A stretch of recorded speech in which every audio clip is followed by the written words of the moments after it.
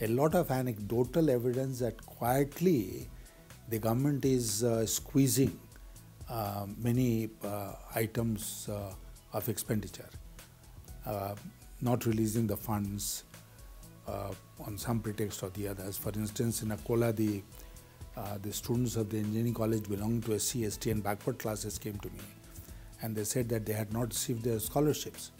I met some educationists who said UGC grants, which used to flow normally to the universities and colleges, that has stopped.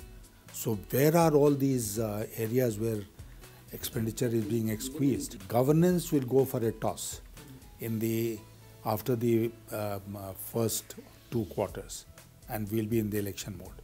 So nobody is going to care how much money is being spent.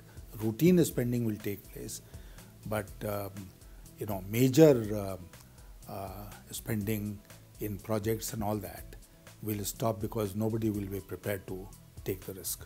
You see, one major thing was that they transferred many of the central schemes to the state governments and took shelter behind the increased allocation to the states by the Finance Commission.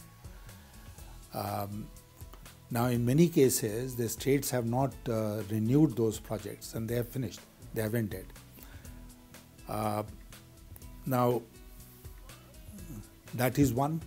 Then, as I said, silently, you just don't release funds and save money. So, that is not reform. Reform must be systemic. Expenditure reform has to be systemic. And that would have been evident if the structure of the government of India had undergone some change. Mr. Modi said, what was the formula that he, less government and more governance. Yeah, minimum government and maximum governance. But we have come back to the almost, look at the size of the Council of Ministers. We are back to the bad old days. The number of ministries remains the same. Number of posts has expanded, and just examine what has happened to the PMO. That will be a very interesting study, I'm sure. The number of posts which have been added to the PMO. Economy in government does not save you much money, but economy in government sends a message to the rest of the country, to the people, that we must save and not splurge. So where are the economy circulars in government? You see, in Akola, the reason for agitation was what? One of the reasons for agitation, there were many reasons, was that NAFED, a Government of India agency, was responsible for procurement at support prices of soybean, moong and urad. Tur will come later. Now they said, we'll buy only 1/3 or 1/4 of your production at support prices. The rest you go and sell at depressed prices available in the market. Now the farmers were protesting. They said, no, support price means that you must buy whatever has been my produce. So this is one of the issues that we raised, and it was only after my conversation with the Chief Minister that he accepted this, that whatever is the stock lying with the farmer will be procured at support prices. Then he also accepted, for instance, that whatever has been sold at market prices, depressed market prices, for that also the farmer will be compensated. There will be a, if he produces evidence that he has sold it to the trader at this price. Now therefore, support prices is not sufficient in itself. A support price is a survival price. It's not a prosperity price. And even there, the farmer is not able to offload his entire produce. It's only a part of it which is being bought.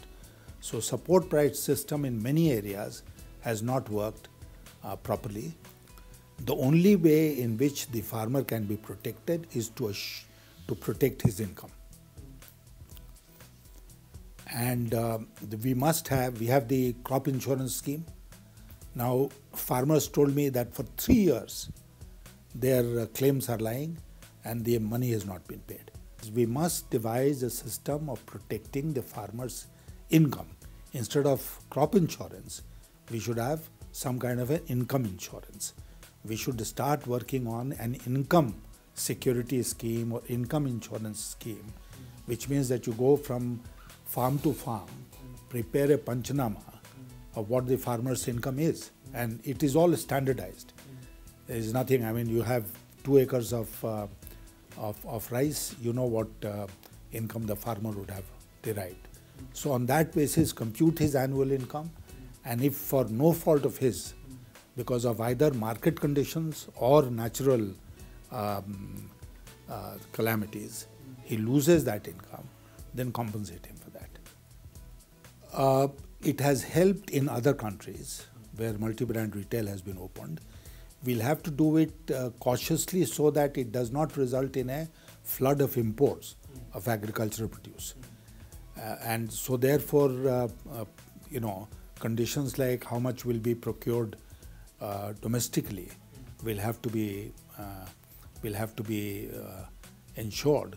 Once that is done, then I don't see any problem with adequate safeguards. And I am not in a position to mention all the safeguards.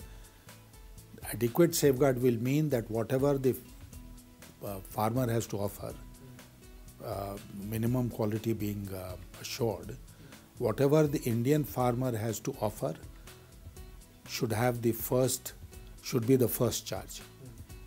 And what he is not in a position to offer is something which could be imported.